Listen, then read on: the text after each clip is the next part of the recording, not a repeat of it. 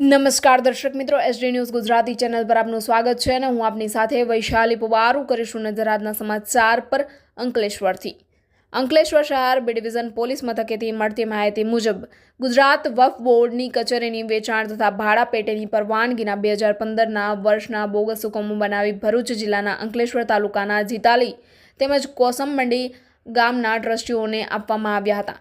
જે બાબતે છેલ્લા એક વર્ષથી ખૂબ જ ચર્ચાઈ રહેલ મુખ્ય સૂત્રધાર પૈકી ઇકબાલ દરૈયાની ભરૂચ લોકલ ક્રાઇમ બ્રાન્ચની ટીમે અંકલેશ્વર તાલુકાના ગુમાનદેવ ખાતેથી ઝડપી પાડ્યો હતો। જેના થોડાક જ સમયમાં મુખ્ય સૂત્રધાર પૈકી એવી સમગ્ર કાંડની માસ્ટર માઇન્ડ એવી ગુજરાત રાજ્ય વક્ફ બોર્ડ કચેરી ખાતે ઇન્સ્પેક્ટર તરીકે ફરજ બજાવતા અફસાના કાઝીની પણ આજરોજ અટકાયત કરવામાં આવી હતી।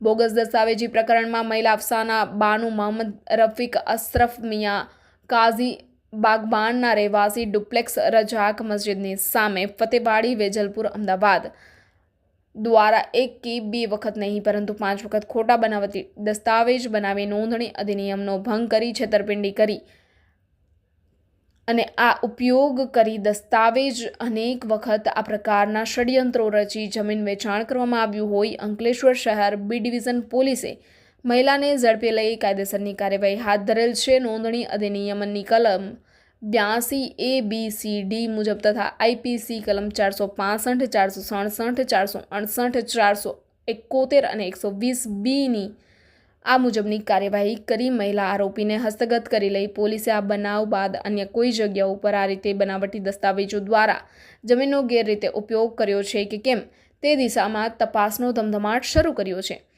આગળ વાત કરીએ, ઊંડાણપૂર્વક તપાસ કરવામાં આવે તો અનેક વક્ફ માફિયાઓના નામ બહાર આવે તેમ છે। અફસાના કાઝી અને મુકેશ જૈન ફરાર હોવાથી ભરૂચ પોલીસ તેમની ધરપકડ માટે સતત પ્રયત્નો કરતી હતી। અગાઉના દિવસોમાં મુકેશ વનરાજ જૈનની પણ ધરપકડ થાય તો અનેક રહસ્યો ઉપરથી પડદા ઉચકાશે તેમ હાલ તો લાગી રહ્યું છે। અફસાના કાઝીના 7 ગુનાઓમાં નામ ખુલવામાં પામેલ છે। મુકેશ જૈનનું 6 જેટલા ગુનાઓમાં નામ ખુલવા પામ્યું છે। એમની સાથે અન્ય કોણ સમગ્ર પ્રકરણમાં સામેલ છે અને લેટર ક્યાં અને કોણે બનાવેલ છે તે બાબતે હાલ તો તપાસ શરૂ કરી દીધી છે પોલીસે।